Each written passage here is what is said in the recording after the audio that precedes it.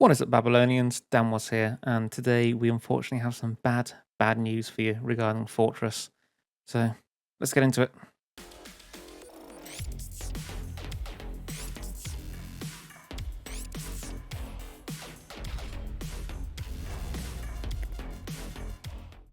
So today, PCF have announced that the latest patch is still being working through some issues raised during the submission process, but the team is continuing to work hard on this patch, and Outriders in general. Now, without a patch releasing this week, they thought they'd talk to us about Fortress and what they plan to do with it. So, similar to the Moaning Winds one from last week, they want to talk to us what is going on with Fortress. So they want to talk about the meta and what's going to be changing with the meta. So they say here, as part of today's news and to continue the previous week's discussions around the weapon mod meta, Moaning Winds deep dive, we wanted to spend a bit of time taking a closer look at the Fortress mod and sharing our plans for it with you. As a reminder, Fortress mod is one of the three core pillars of the current weapons mod meta. The shape of this current meta generally has led to stagnation of build diversity, which I agree, and over-reliance on a very small amount of specific mods, as well as under-reliance on the vast majority of other mods. Completely agree. As mentioned previously, this meta is particularly driven by a DPS timer-oriented endgame, where players feel like they are consciously or subconsciously forced into using either Fortress or Moaning Winds, or both, if they want to play and farm in the most efficient manner. A number of players have found alternative to these mods and have been able to clear gold times and expeditions with such builds, but these players unfortunately remain as the exception to the rule. Check out some of our videos and you'll see some of these different builds actually. However, if Fortress and Moaning Winds remain untouched in their form, no amount of changes to endgame format, skills, or other mods in Outriders will dislodge them from their current essential mod slot blocking status. As a reminder, the way Fortress currently works is that it usually provides a passive and consistent 43% damage increase to all damage that the player inflicts. In essence, take your normal damage and apply the calculation of X times 1.3 to it. That's it, that's the mod. No gameplay loop, kill, or damage event, or special situation required. So now they are dissecting Fortress itself. So the current key issue of Fortress is that players can receive the maximum buff value of 43% for a very small amount of armor, without having to invest into the armor stat through class nodes or movable progression layers such as armor mods. From a historical point of view, the intentions behind Fortress were that it should provide a damage buff for players who committed to endurance builds with armor stacking and who would therefore likely need to give up on offensive nodes from other branches. Problematically, Fortress is currently providing incredible value for that very little investment. This issue became most pronounced when we rebalanced armor a few months ago, so that all gear would provide more armor overall. An easy fix here would be to correct the now broken armor to buff value calculation and require players to invest more into armor. So making players have to go more defensively to actually get that damage bonus.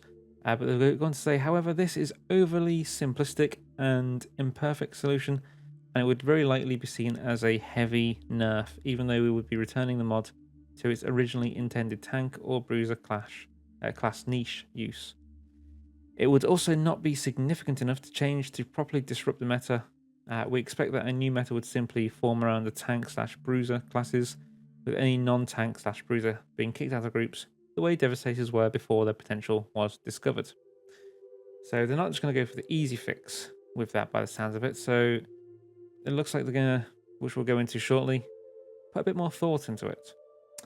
So we also do not want to simply make Fortress unviable for all but a niche class of builds, especially as we're aware that many players have committed a huge amount of hours into grinding in order to obtain this mod.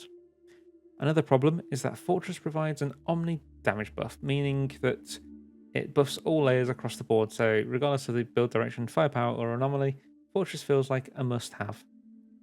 Generally speaking, it might not have been a big offender, as other mods could bring a comparable combat value, but the issue lies in that it provides a percentage-based rather than a flat numbers-based buff. This leads to extreme hyperscaling of damage.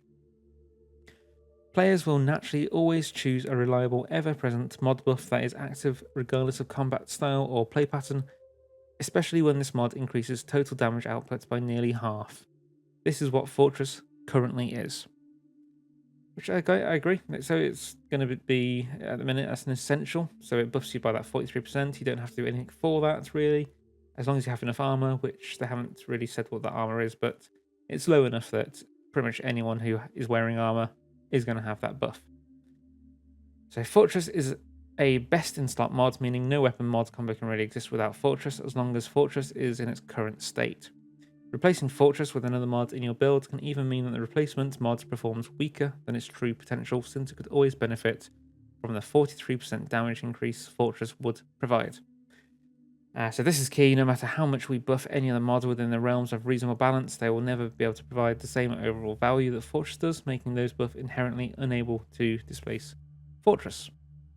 We are most interested in giving players a choice of using the greatest possible amount of different mods in combination with one another, which in turn will lead into much more compelling gameplay loops. For example, this is what they said last week as well, we would feel it would be healthier for players and a lot more fun to be able to have 6 different mods on 3 weapons rather than the same 2 mods on 3 weapons. However, Fortress currently blocks 3 weapon mod slots because you're going to have that on every single weapon, potentially. Finally, Fortress' current form makes it fundamentally unfun, maybe even boring. It requires no great thoughts, no gameplay loop, and no real skill before it provides its maximum boost. You just need low armor.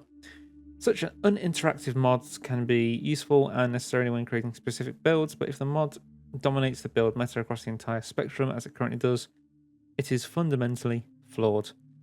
The above exposition on Fortress' current form is long, but it's essential reading for anyone who wonders why Fortress even needs to be changed. So I do agree that a change to Fortress would be great, as long as it's done right. So let's take a look at what they are thinking of actually doing to change this mod. So they pose a small reminder to you that they are not planning to address the issues of Fortress or Moaning Winds until they have actually resolved the challenges that drove the creation of this meta and that continue to require its viability. So you don't need to worry about any overly disruptive changes to the current power balance as long as the overall end-to-end game experience exists in its current form. So Fortress' current design and logic is being fully reworked and it's being replaced with a fresh new logic. So its new effect will be as follows, pending further balancing. So this isn't the final changes they're going to make. They're going to look into it and make sure that it is balanced, it does work, and it isn't going to disrupt the current meta too much in the sense that people are going to be absolutely angry and raging at the changes that are made. They're going to make it so it's going to hopefully keep us happy. So shots will increase your current armor and resistance by 3%, stacking up to 5 times. At the maximum stacks, the buff is doubled. So you'll, instead of getting 15%, you'll get 30%. And it will additionally grant you an extra 30% damage increase for 10 seconds. Now you're probably thinking, hang on a minute, that 30% is 13% less than 43. So that is a fairly decent nerf on that weapon. Well, we'll go into that a little bit later. They do talk about that shortly, but let's continue on this page first. So a side note, players will need to perform 5 successful shots over 5 seconds to enter the full buff window. Stacks have a 1-second internal cooldown in order to streamline uptimes across all weapon types. So this rework will address the issues described as follows. The mod will no longer rely on a broken armor stats calculation in order to provide its maximum buff. Players who already possess Fortress and want to continue to play with it should not feel a complete night and day drop in power between old and new Fortress. Whilst the damage buff will be an omnibuff, the gameplay loop of needing to generate stacks through shots means that players may become more circumspect with regards to which builds can make the most of the new Fortress. Additionally, stacking armor and resistance buffs will reward players who have opted into additional armor and resistance nodes or mods by making them even more tanky. The buff is multiplicative of the current value. This means that if a player has 0% resistance, the mods will not provide a baseline value on its own. The multi-layered nature of the Fortress means, if need be, it can be surgically balanced in a variety of ways. So let's go through this then. So first of all, the mods will no longer rely on broken armor stats. So this will basically mean that armor doesn't affect it at all now. So it is just the 5 shots When it says successful shots, I assume that means that you have to hit an enemy. So 5 shots on an enemy will then give you that maximum buff. Players who already possess Fortress won't notice a drop in power. Won't notice a complete night and day drop in power because it's only 13% at the end of the day. It is a decent chunk, but you are still going to be provided with a buff. Now, the thing that I'll say about that is you will have to, like I said above, you have to deal those 5 shots to actually get that buff. So you won't be able to just swap between each weapon with Moaning Winds. Obviously, we don't know what the changes are with that yet, but you won't be able to swap between the 3 weapons with Moaning Winds and get that buff for each one, I would assume.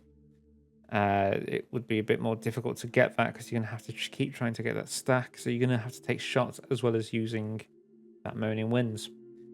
While the damage buff will be omni-buffed, the gameplay loop needing to generate stacks through the shots means players may become more circumspect with regards to which builds can make the most of the new Fortress stats. Again, I think goes with the Moaning Winds. Additionally, stacking armor resistance buffs will reward players, blah, blah, blah, blah. This one, so the basic, basically with this one is if you have 0% arm, 0% resistance, then you're not going to get any kind of buff towards that. So you need to have at least 1% there just to get the extra 30% on top of that. So the more you buff your resistance, the more it's going to get buffed by Fortress. Then the multi-layered nature of Fortress means that if need be, it can be surgically balanced in a variety of ways. So that means that they can actually make changes on the back end. So if they need to change something such as the 30% damage increase, they could increase that to 43% easily without having to do a total rework again. They can change it so you could have multiple stacks. So currently it's 5. They could change it so it's 10. They could change it so it's less, more. It's just something they can then edit as and when they need to. Now, this is where they'll go into telling you why 30%, so let's have a look through. So finally, the mod's new logic will introduce a gameplay loop that require players to employ some measure of observation, thinking, and skill when using it in combat. Put differently, during phase 1 of the mod, players will need to work to build the buff stacks, which can be observed through the mod's new visual effects. Phase 2 begins when the defensive and offensive stacks are at their maximum.